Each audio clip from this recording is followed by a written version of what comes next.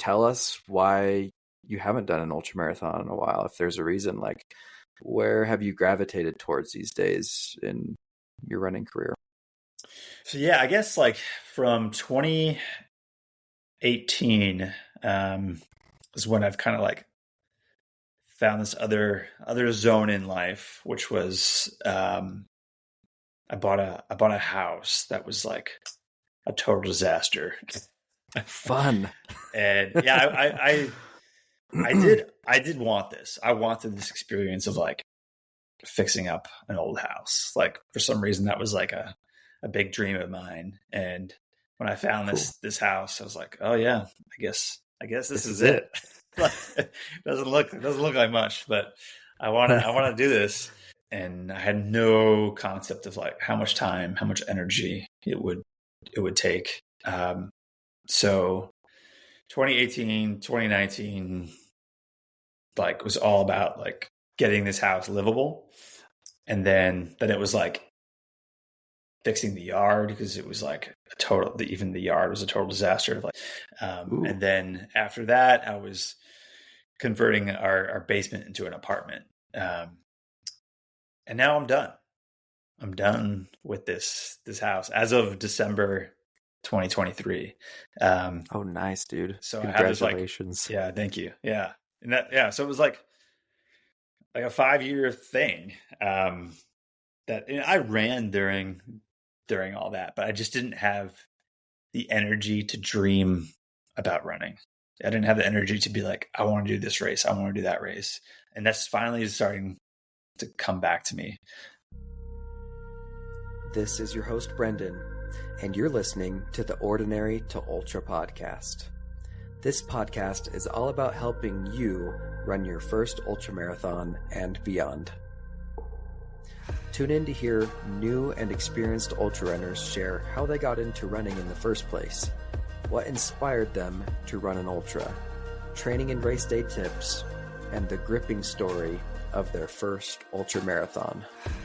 Prepare yourself to be inspired as you hear stories of grit, sometimes failure, but ultimately triumph when our guests finally cross the finish line.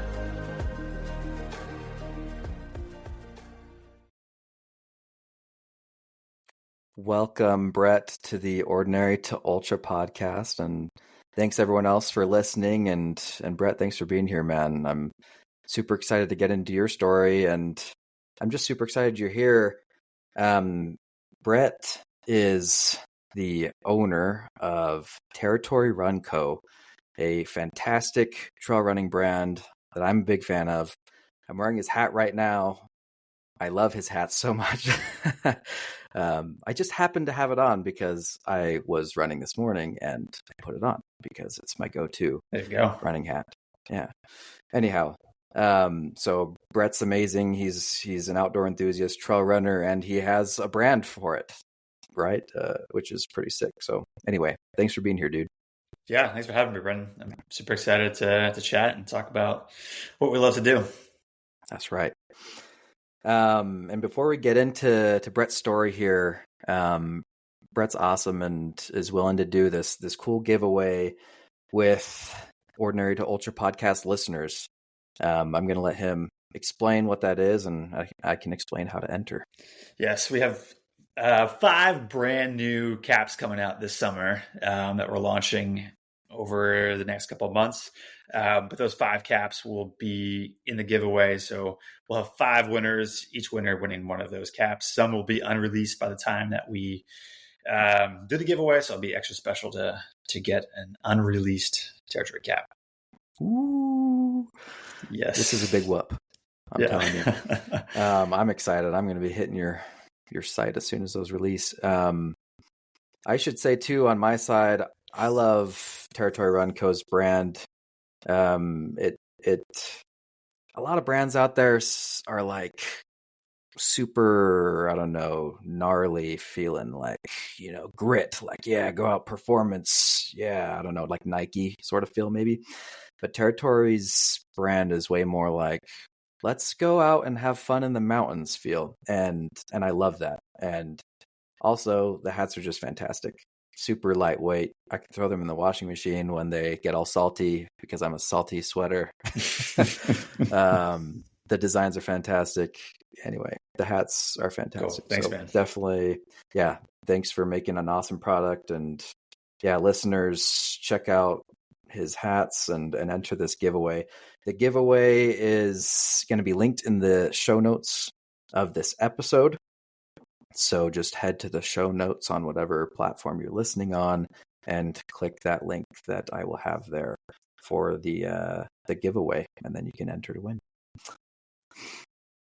Sick. Now that we've got that out of the way, the intro, I would love to get to know you better, Brett, and your running history. So, Brett, whenever it was, why did you get into running and when? Yeah, I got into running in high school. I was 15 years old, and there's a little bit of like history there of my family. My dad had run a couple of New York City marathons at that point. I'm from upstate New York, and I ran with him maybe a handful of times. That kind of left an interest, and also like I was just in this like post middle school, what the fuck am I doing? kind of atmosphere of like, I don't know what I'm interested in. I don't know what I like.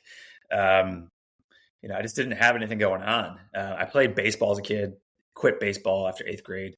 So it was like high school was just kind of like wide open, and I was very like confused on where to go from here. And I had a friend who just joined the track team, and I just was like, all right, I got to do something.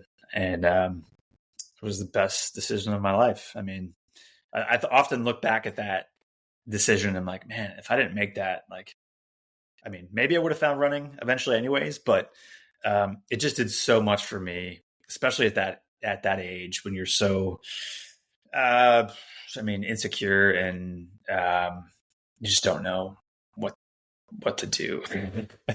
Yeah. Awkwardness and it gave me so much passion, direction. I remember thinking like when I first discovered running, I was like, oh my God, I can't believe people don't know about this. Like, like everyone talks shit about running, like in media and people who played other sports, running was punishment. And I'm like, people don't know how great this is. Now I look back at it, it's like, no, like that was me finding a passion, and maybe that's how it feels to find a passion that's unique to you. But yeah, that's how I first started and just jumped into track and cross country in high school. It was a little bit of a love-hate thing with competition because I was not like excelling in terms of like comparing myself with my peers. So like competition was sometimes a letdown, but the act of running was always like this amazing, beautiful thing for me. Didn't run in college and then started running like half marathons post college. Okay. Before we get there, I'm curious in your track days, like what you were running. Were you like the short distance guy? Were you the cross country guy? Yeah, I probably would have been best as like a 400, 800 guy, but I didn't realize that until my junior year of high school, as I was trying to run like mostly like in track, it was more the mile. But cross country always ran 5K in high school. But yeah, I learned to really love the 800 meter junior and senior year of high school. That was my jam. Yeah. Good for you, dude. Yeah. Sprint. Now I look at sprinting and I'm like, no, that is not the way. It's not for me. But props to you. Yeah, and that's so like a lot of high school boys will break 5 minutes in the mile. It's like a pretty like it's I guess like a standard maybe. And I ran a 5:05, and now I wish I could have been happy with that because like the 5:05 is pretty freaking fast. But at the time, I was like, comparing myself just with the other kids in my team, and I wasn't there. But I still have this like desire in the back of my mind to break 5 minutes in the mile. I'm turning 40 this month. I'm like, time is dwindling, man. The 40. It's okay, man. You probably Yeah. lived a fantastic life. It's okay. Yeah. That's what I try to tell myself when I reach those milestones. It's like, it's Mm-hmm. okay. Mm-hmm. It's okay. Dang. Well, thanks for explaining. Yeah, your track days. Yeah, you started early. And then you mentioned like college. So you weren't doing track in college. You didn't No, yeah, do that like that college kind of like competitive athletics. letdown side that I was talking about, like Yeah. pulled me back from competing in college. So I just kind of ran on my own in college, just doing my own thing, not really doing any races or anything. But then as soon as I finished college, I started getting into half marathons. Mm-hmm. Nice. Half marathons. What spurred you at that time after college to start doing half marathons? Yeah, the New York City Marathon. I was trying to get into that throughout my college years and couldn't get in. It was just like a lottery that, it's a big race and it's hard to get in. I got denied 3 times, so I got guaranteed my fourth try. And I was actually, after 2 years after college, I took a gap year, I guess you could say, and I traveled in New Zealand, Southeast Asia, and South America. And when I was in South America, I was starting to train for the New York City Marathon. And that was cool. Like just seeing like random places in South America from like the training perspective. Yeah. But then got back home to New York and started doing a couple half marathons as part of my training, and then got injured like 2 weeks before the race and didn't run it. Are you kidding me? I finally ran the New York City Marathon in 2017. Like, oh my, 9 years later. Yeah. So finally checked it off, but it took a while. Dang, but that's what got you back running again. Yeah, absolutely. Were you? We didn't talk about trail yet. So I mean, your youth, you were road running, track running. Were you trail running at all at this point with this? Yeah, we totally were trail running. We just didn't call it trail running. Just didn't. Yeah, you were just thought it was running.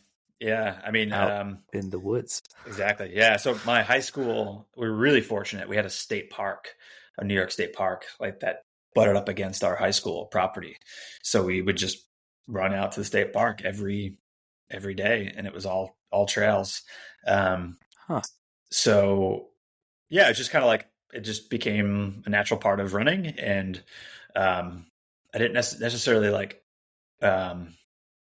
gravitate towards it early on, but when I moved to Portland, this is after being in New Zealand and really getting into like backpacking and hiking, and then coming to Portland and realizing, you could put all this together, and it's like being in the outdoors, going into more like epic places. Like the state park in New York was just trails. It was nothing like crazy like what we find out here in the West. So when I realized I can combine like epic views with running, like that was an amazing realization. It's like, oh yeah, I could run these places.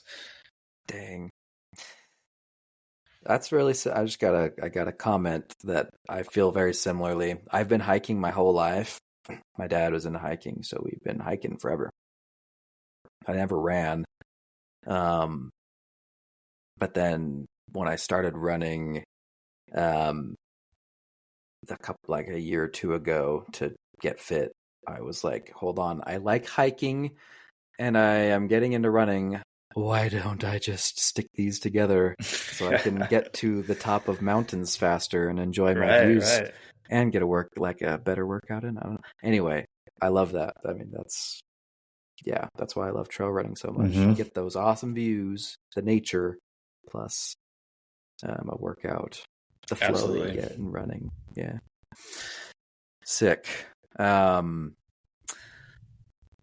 right. So you didn't run the New York City Half Marathon, and you did way later. Probably you were well into running at that point. Was um was there any notable running adventures or races or stuff that happened after that Yeah, I failed mean half marathon?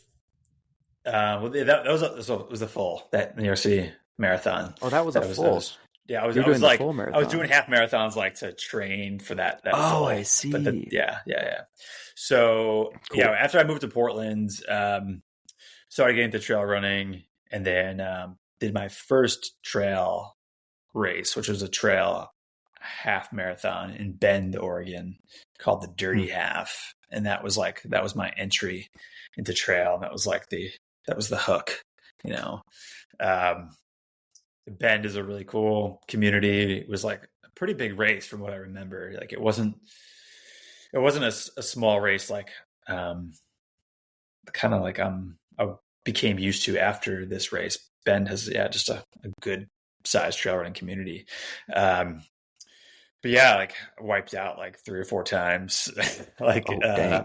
in that race. Just first time running a trail race, you're just pushing and excited, and not used to all the routes or whatever it was. Mm-hmm. Yeah, we're just tired and just went down. But mm-hmm. I loved it, man. It was like exactly what I wanted to be doing, and after that, it was probably just a few months after that, a friend of mine approached me about doing a 50K. So that was my first time considering doing a 50K. And at first I was like, yeah, I don't know. That seems like a lot. And specifically because he was from Montana, and he stumbled upon the Bighorn races in Wyoming. So it was the Bighorn 50K and elevation, which I hadn't really done anything at elevation at that point. But I was like, what the hell? Let's do it. So dang, that was your first 50K from a friend. Mm-hmm.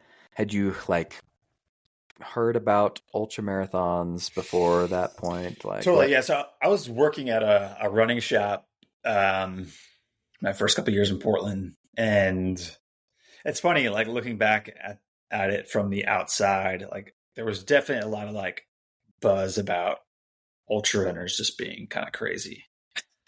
Yep. It's just like the people I worked with at the running shop were mostly pretty much they were all road runners, and some of them ran marathons. But then you have this perception of someone doing 50K as crazy, and it's just a funny thing because it's not a big jump. Nope. But for some reason in people's minds, you're crazy if you're doing 50K. But yeah, there was that perception from the outside, and at that time, like 2011, 2012, I guess there just wasn't anyone in my circle doing ultras yet. So it was kind of like this distant thing. Yeah, it wasn't. I mean, it was a growing thing back then. Road running, I think, maybe was, had a firmer hold in those days. It seems to me that ultra running has really caught more traction the last 10 years or so. Absolutely. I don't know. Yeah. Yeah. Okay. Interesting.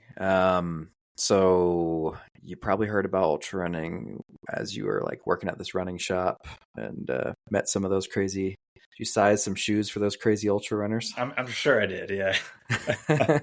You're getting 3 pairs of shoes. Is that how fast I remember? It does stick out. Someone coming in and getting shoes for an ultra, like days before the ultra, and everyone in the store was like, "Oh my god, that's a bad idea." Yeah. But since then, I've met so many people who do that. Like I think they're just they're just used to their shoe. They know the shoe. They know it's not going to give them problems. So, and they run so many freaking miles that their foot is just hard, and they don't get blisters. I don't know. Dang. Interesting thought. Yeah. Yeah, I guess if you go with the same shoe every time, less risk, maybe. Yeah. I wouldn't recommend it, but yeah, people do it. Interesting. Don't do it. So your friend invited you to do Bighorn. How much elevation gain? Like, I know the Bighorn 100 is pretty nasty, but I don't know anything about the 50K. Yeah, it's been a while since I've looked. I want to say. Okay. I think the biggest thing that it was for me was that it was at elevation. Yeah. The whole race is pretty high, and being in Portland, we're not running much elevation at all. We're pretty much elevation are? Well, that's like we're at coast. We're sea level ish in Portland. Yeah, but we'll run a lot the trails around here, and we won't. We'll go up a few thousand feet, but nothing. We won't be in like the 8,000s. Where I feel like Bighorn was up around maybe 6,000. I got it here. 5,000. If this is the same as it was then, it starts at 7,480. Yeah, that's high. That's a lot. It's a lot higher than Portland. Right. Can I ask a question about Portland before we get more into it?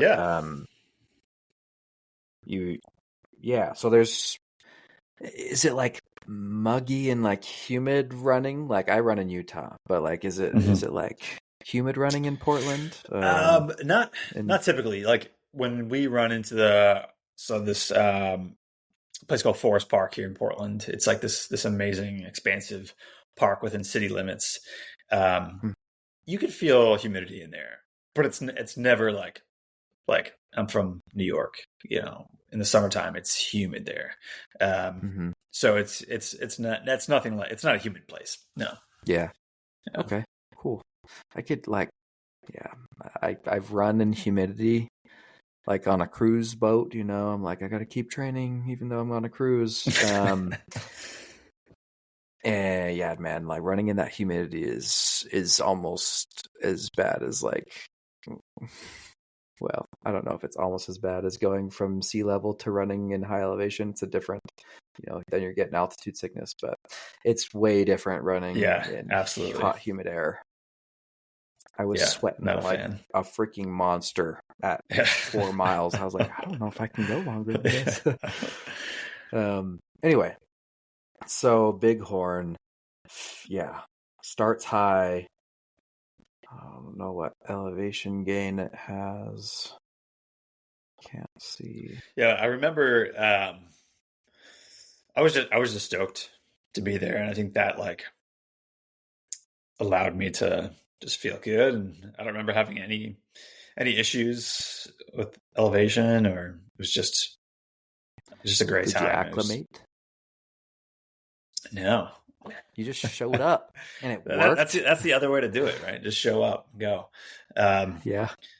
But I just remember meeting amazing people during the race, coming from road running where it's like you don't really talk to people that you're running with. You're going at a pace during a road race it's not always conversational. In a trail race, I feel like it's a little more conversational.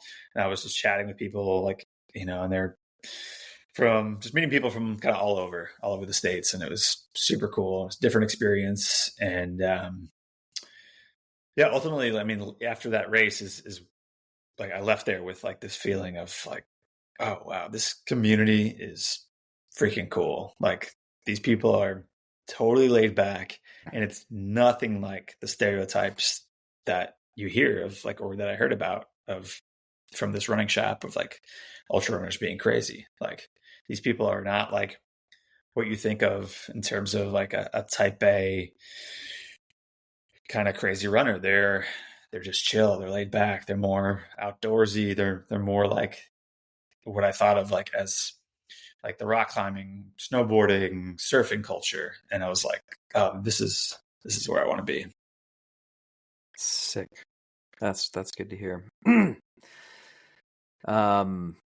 I totally agree with that. And I love that about the trail running culture versus road running culture. It may simply be, people are awesome. I don't judge people. But there is that vibe of like, yeah, like everyone's here at our road race to just get it. Mm-hmm. And there isn't a lot of talking. It may just be that they're all pushing so hard that they just can't talk. And Yeah, maybe that's it. I think that's totally. I think that's totally it. I mean, because that's what a road race is. A road race, you're not dealing with the elements. You're not dealing with typically. You're not dealing with a whole lot of elevation change in terms of like hills and mountains. So like you have like this litmus test of a flat road, and you have this bar that you want to hit in terms of time. So Yeah. Yeah, you don't have to focus on like not tripping all the time too, which maybe attributes to faster running. Mm-hmm. Yeah, interesting notes. So before I ask you more about that 50K, did you find that you, like at this time in your life, you were doing more trail than road, and like you were kind of like shifting more in that direction, or did you like doing both? Yeah, I think after that first trail half that I did, I kind of like was all in. But yeah, I definitely still do training runs on the road, just close to home, like out my door on the road. It's just more accessible. It's like even for me now, it's like a 15-minute drive to the trail, so it's like sometimes just like easier just to hit the road. So yeah, back then, still doing a lot of my weekly mileage here and there on the road, but I would say more of the mileage was on trail for sure. Yeah. That's about how it is for me. It's like if I can't make that 15-minute drive, then I guess I'll just go out the door. Mm-hmm. Yeah. For this 50K, do you recall what kind of mileage you're putting in for training? Yeah, I was probably putting in around 35 miles a week. Yeah, I never did super high mileage. Yeah, I would say 35 is probably my average during that training block. Solid. Okay. Yeah. And okay. On the 50K itself, I know this was a while ago. When did you say your 50K was, your first 50K? 2013. 2013. About 10 years ago, you ran your first 50K. I'm going to ask you to recount as much as you can remember about that race experience. If you can remember how you were before the race even started, like in the morning. And then when the race starts, of course, and then anything notable, cool, terrible that happened during the race until you cross the finish line. I'd love to hear like what that experience was like, how you're feeling, anything that happened. Yeah, I remember the buddy and I that I did it with, we stayed in a hotel somewhere in Wyoming. I can't even remember where exactly it was, but I remember waking up and eating a hummus avocado bagel sandwich. I guess that was my my pre-race meal at the time, and definitely nervous about what I was doing. It was just a lot of new things. You're dealing with a new distance, a new terrain, the elevation, the altitude, all of that was new. So I just had no idea how my body was gonna handle it. So yeah, a lot of nerves, but yeah, I remember as soon as the race started, just settling in to a relaxed pace. I wasn't trying to push it early on. I knew I was dealing with a lot of novel variables, so I was just kind of taking it easy. Pretty sure. The buddy that I was running with, like we trained a good amount together, and we were like pretty much the same pace. But I think he was behind me from the start. So the whole race, I'm just waiting for him to like pop up and like be next to me. But yeah, like I said earlier, I was just meeting really cool people along the way. And that's kind of what stands out more than anything is just connecting with people, hearing their story, asking them about what their running journey has been like. And I just remember this one woman I met, she was like taking a lot of ibuprofen. I think it was her knee was giving her problems. And I just remember thinking, wow, that's a lot of ibuprofen to take during a race. I'm like, yeah, maybe that's how they do it in this sport. That's all good.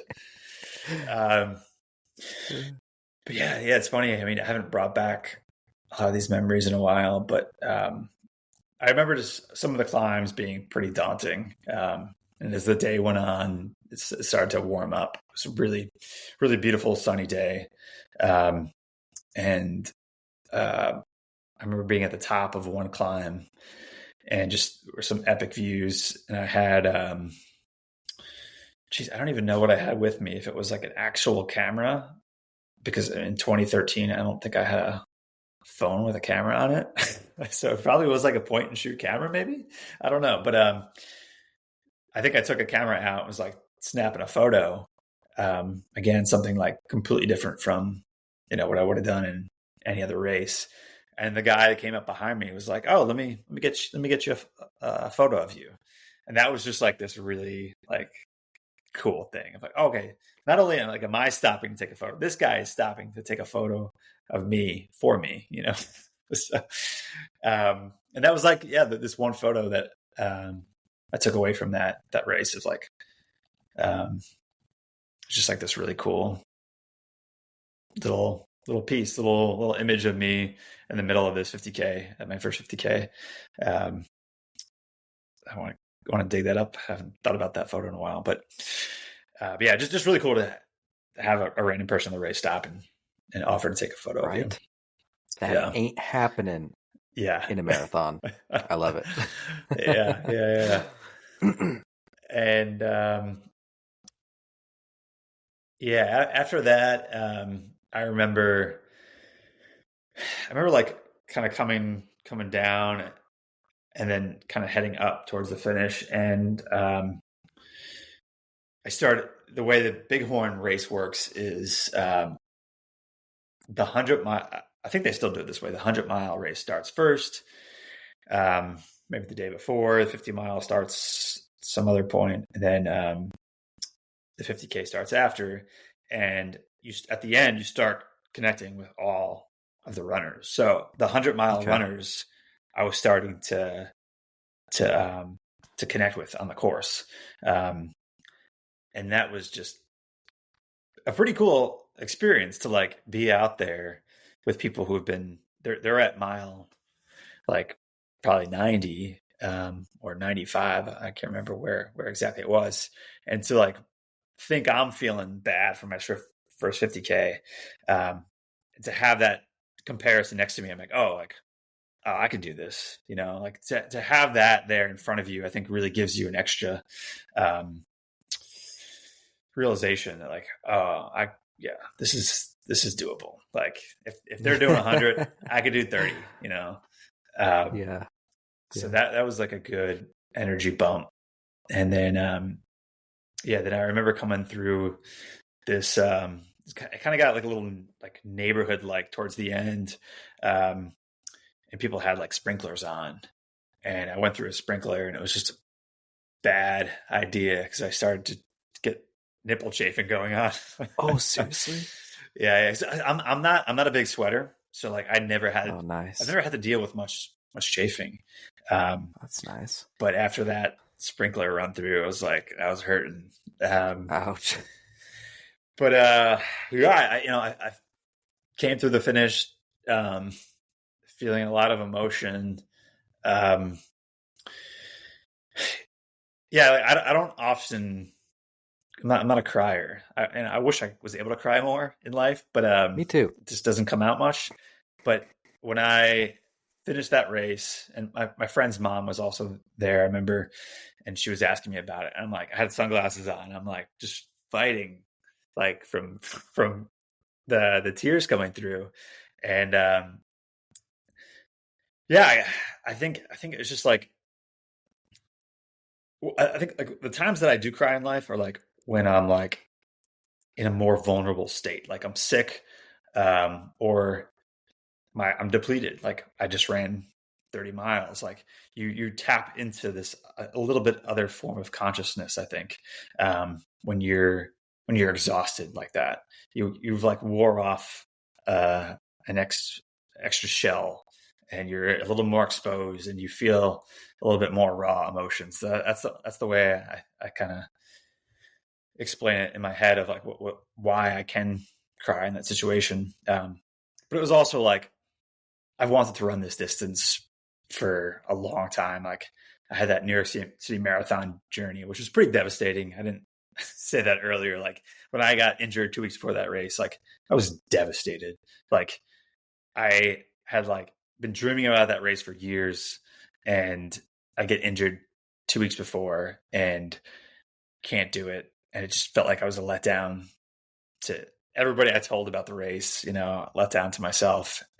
So when I crossed that finish line for that 50K, it was redemption for all those years of dreaming about this distance, passing that distance and doing 50K. Dang. Thanks for sharing. Yeah, thanks for sharing about the emotions you experienced. We talk about that in every episode, and I ask how you felt because everyone feels different, and I'm glad that was able to be such a redeeming moment for you and such a powerful moment. Yeah, and you hadn't run a marathon before, so this you showed that New York Marathon. New York Marathon ain't nothing. That's right. You did all the elevation gain too, and the extra distance. Anyway, that's sweet. And when you crossed, you mentioned feeling pretty tired, pretty exhausted. Maybe were you feeling pretty exhausted, or were you like, I still got some stuff in my tank? Or I think I was pretty done. Yeah, yeah. It was I think still to this day, it was definitely my longest 50K in terms of time. Or no, sorry, that's not true. The rut 50K, it was definitely my longest. But yeah, I think it was a big effort for me, not having done the mileage, the elevation, and all that. So I remember being pretty spent after crossing the finish line. Nice. Yeah. How was and the nipple chafing didn't help. Dude, it's brutal. I haven't had that, and I do sweat. Yeah, I'm surprised. I'm gonna knock on wood. Yeah. Yeah, the thigh. There's that thigh chafe though. Happens sometimes. That'll get you. How'd your friend do? Was he sticking with you? Did he finish later? Or yeah, he was just a little bit behind me. Yeah. Yeah, we were both stoked. Yeah, I got a rock. I can't remember. I think I placed in my age group, which is still the only race I think I've done to this day where I placed in my age group. So I think nice. I was like one of the few 20-something year olds in that just race. Fantastic. Yeah. So it was a cool way to finish. But yeah, I got a rock.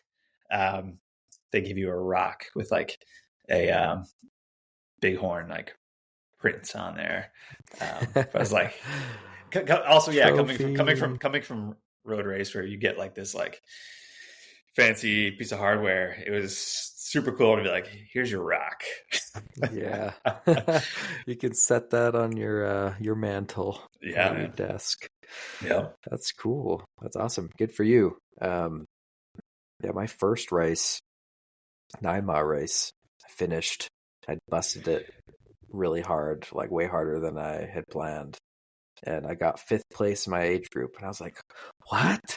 I wasn't Yes. expecting this!" Like, wow, it was like it's a big confidence Oh booster yeah, to place. that's You amazing. know, there's only 10 guys my age, I think, and so I was like in the top half. That's So cool. anyway, yeah, that feels good, huh? Absolutely. Sick. Well, thanks for sharing the story, man, of your first 50K ultra marathon. I'm going to leave this to you. Is there another 50K ultramarathon race that that happened after this that was, I don't know, that's near and dear to you, that was super hard, or like just special in some way that you'd like to share? Yeah, I mean the one that I just mentioned, the rut. The Rut? Where's that? That's in Big Sky, Montana. Okay. And that's like, probably at least at the time when that first came on the scene, it was like the most gnarly sounding 50K. And a different friend reached out to me and it was like, we should do this. I was like, all right, let's do it. That's the yes man. Yeah. Ooh. And so that was like, I think people said going into it, it's like more like a 50-mile time. And that's totally what it was for me. It was like, goodness, took me 9 hours to do this 50K. So there's 10,000 feet of gain in the race. Again, I can't remember like the altitude that you're at during it. But yeah, you summit a peak in there, and that was like a really cool piece of the race, because there's it's the top of the ski resort, so the chairlift goes up there. So there's a full-on aid station on top of this mountain. Yeah, that was just a super cool thing. Oh yeah, I remember going up on the way to this peak. It's just like a really kind of rocky, exposed section, and like in the middle of nowhere, there's like someone playing guitar, like just like cheering you on, like in the middle of this like long stretch. So yeah, you just had some cool pieces like that during that race. But I mean, what stands out about it was just that it was so rugged and challenging. So much climbing, and I mean, talk about like feeling like kind of totally spent and raw and vulnerable. It was like that was the race. It's like at probably the last 5 miles are just like these rolling ups and downs that are just like destructive, because you're just 5 miles left, and then you have these like nice downhills, and then you're going up again, and you're going up again, up again. It's just like morally really challenging. But yeah, that one stands out to me as like, it's just absolutely probably the most challenging race I've ever done.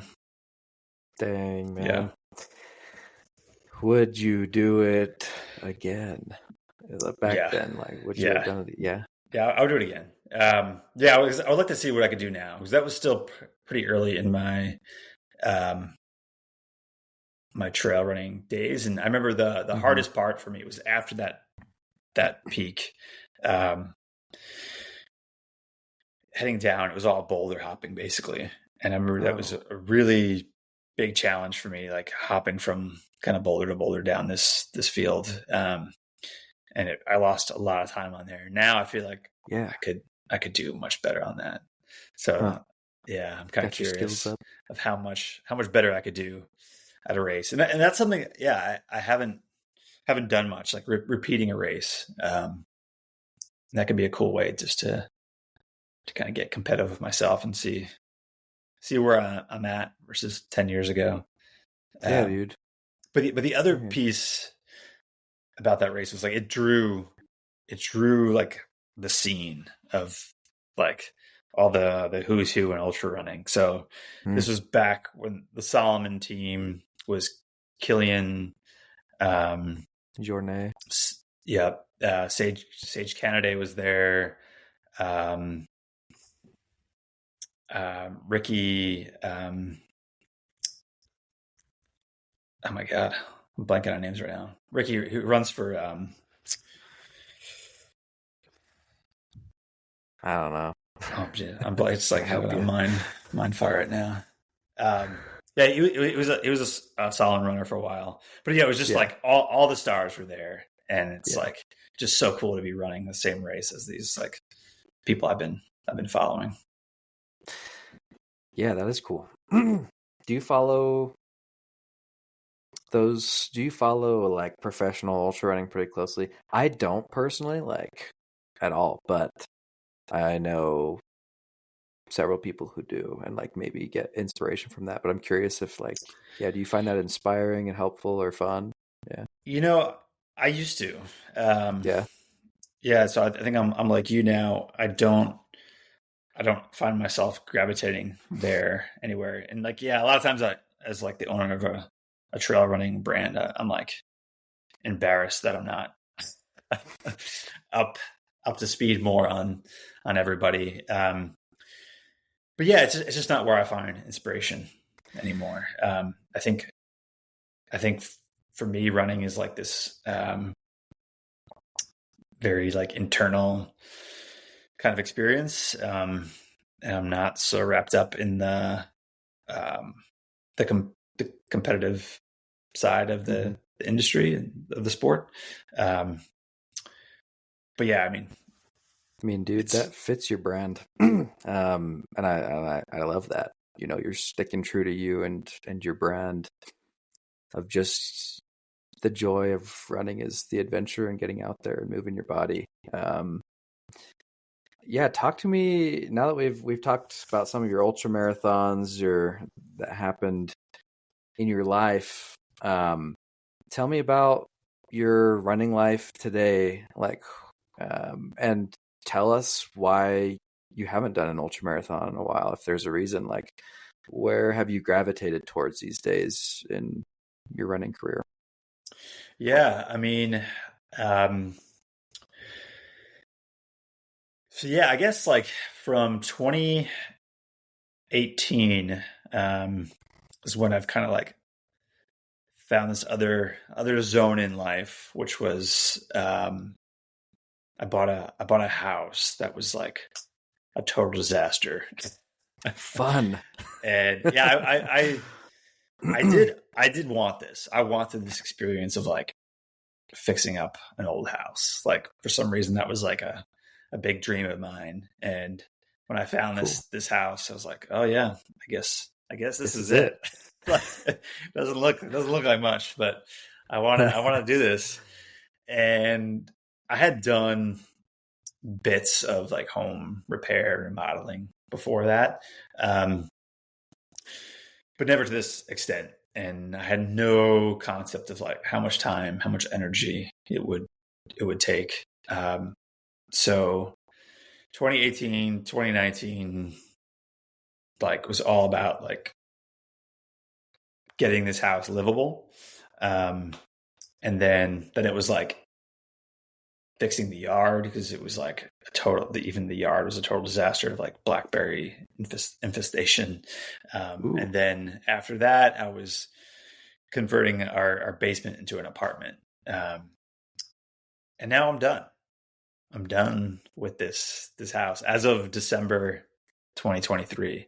Oh, nice, dude. So Congratulations. I have this like, yeah, thank you. Yeah. And so it was like a 5-year thing. That I ran during all that, but I just didn't have the energy to dream about running. I didn't have the energy to be like, I want to do this race. I want to do that race. And that's finally starting to come back to me. And yeah, I just ran my first race in 3 years, back in May, a trail half.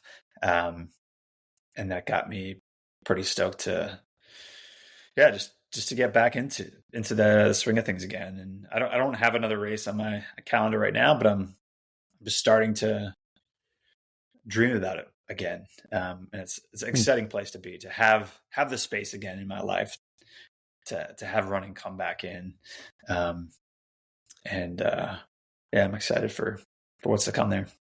Yeah, that's sick, dude. Yeah, thanks for being so real there, because totally other people are going to be feeling similar pains. Like, we have life we Yeah. got to live, Yeah, like dude. I'm working full time, and I do this podcast, and sometimes I'm like, why did I start this podcast? Because this podcast sort of takes me away in a way from actually running. Totally.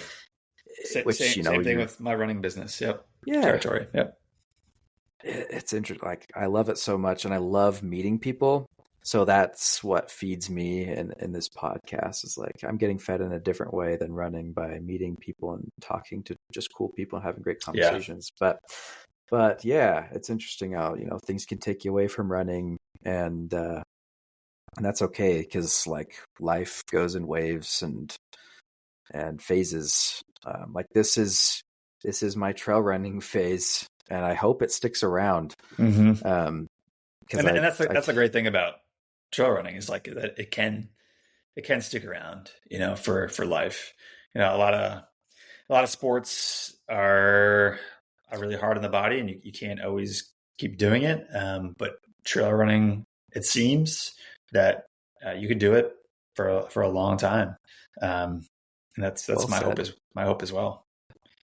Yeah, that's super well said. You don't see many sports with 80-year-olds running ultramarathons. Yeah. Yeah, I mean, cycling no, and running. yeah, I feel like are two sports that you often see older people still doing, and that gives us hope.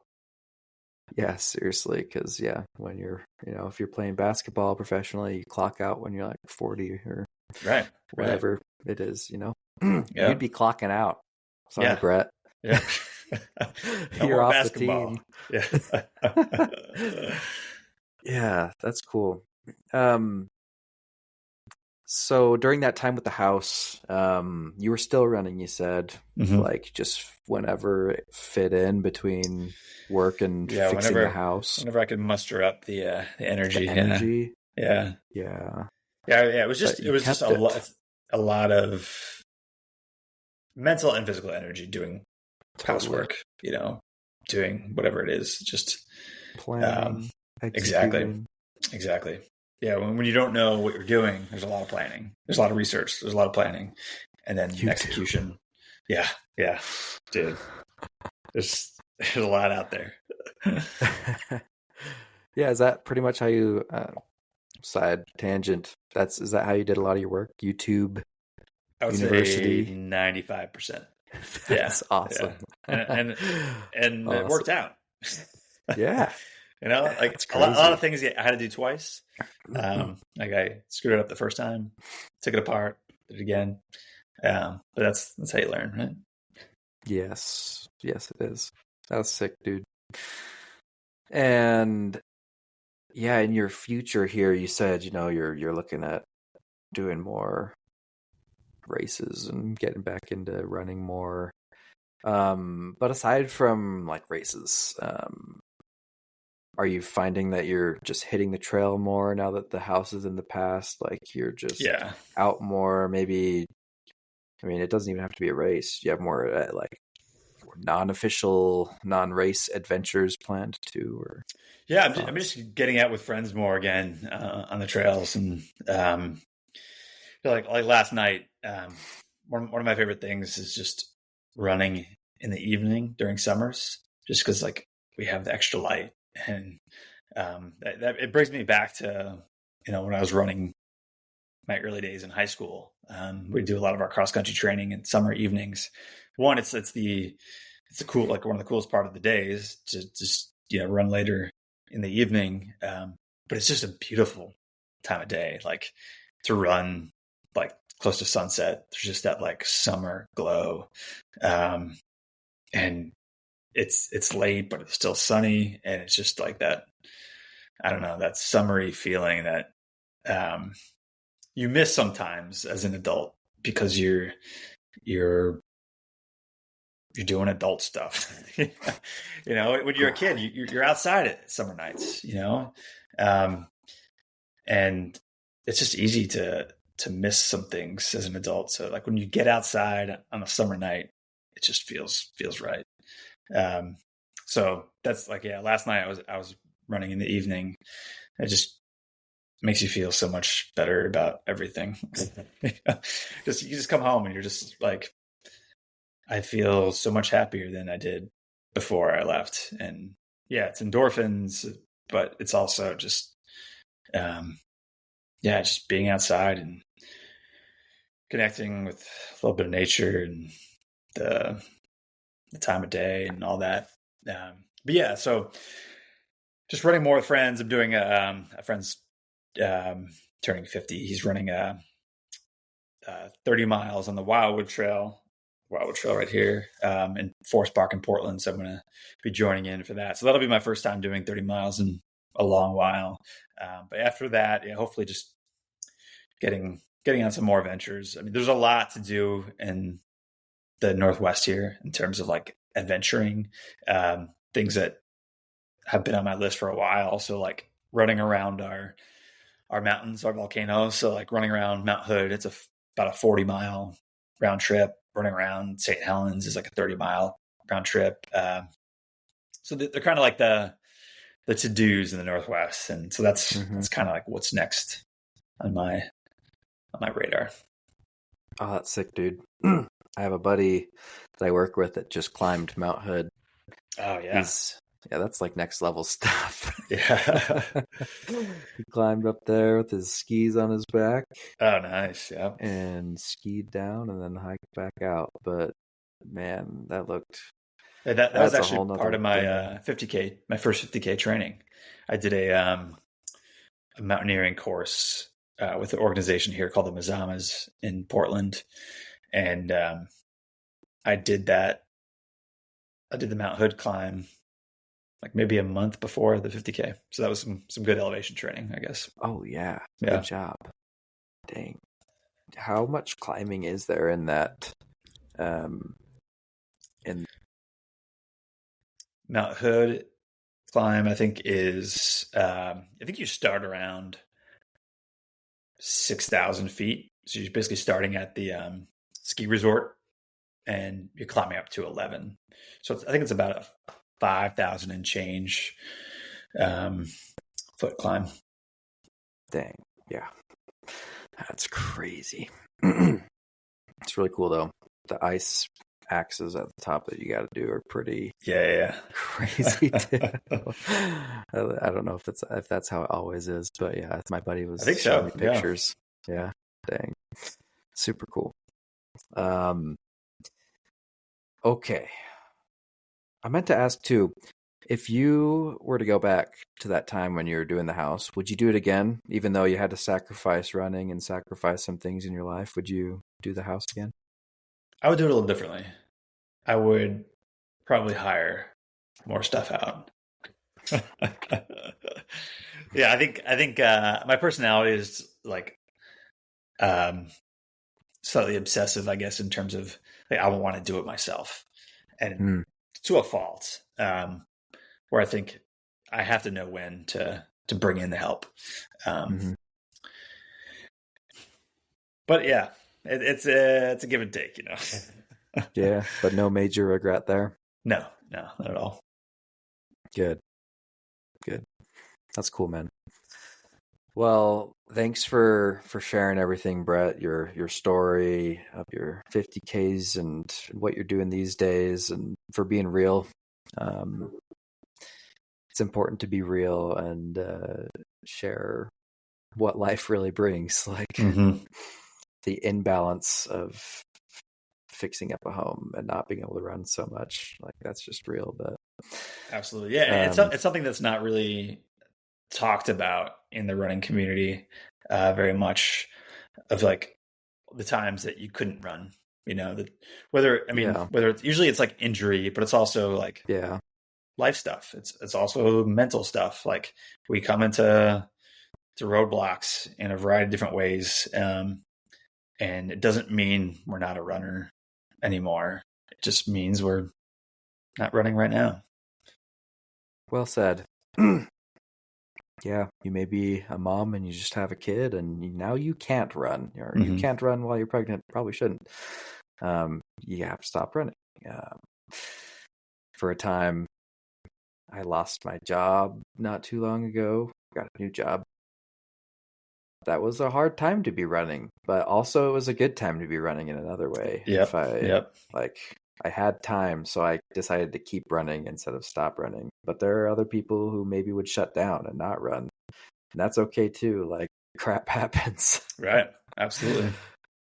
Crap happens. But you can come back. Yeah, if that's you listening, don't worry about it. Come back when you're ready. Mm-hmm. Brett, what final advice, tip, thoughts would you leave those trail runners that are listening today? Most folks on here are probably, looking to get into their first ultramarathon soon, or maybe they're already signed up. But what final advice would you leave those folks? Running is a beautiful thing. I think it does a lot for us especially when it's done in a way that is meant for us individually. So I think we often can get sucked into running, the way we're seeing the pros do it or how other people are doing it. And I think the most important thing is like, you run how you want to run. You run the distance you want to run, you run the speed you want to run, and don't let anyone influence you to kind of turn it into something that's not quite right for you. Do it at your way. Because ultimately running is like, it's for us to feel good. So. Well said, man. Thanks for coming on, Brett. Thanks for the tips. Thanks for everything. Thanks for the story. Again, Brett is the owner of Territory Runco, fantastic trail running brand that I personally love. So I connected with him. And he's doing a giveaway, 5 different hats, 5 winners. So check out the show notes below for that link for the giveaway to enter. And I'll also drop his website link in there, and you can maybe even, if Brett wants, his Strava, or if there's any other ways you want people to follow you, those links will be in the show notes. But thanks for listening, everyone, and thanks again, Brett. Thanks, Brendan. Hey, your host Brendan here. I just wanted to thank you personally for listening to today's episode. As someone preparing for my own first ultramarathon, I've found these conversations to be super valuable, and I hope they are for you as well.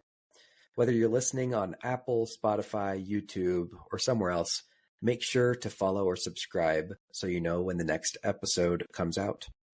Also, make sure you check out the show notes of this episode. There's a link to sign up for the Ordinary to Ultra email newsletter, to join our Facebook and Strava groups where you can meet other people striving to run their first ultra marathon, and see any links that our guests may have provided as well. Thanks again, and we'll catch you in the next episode.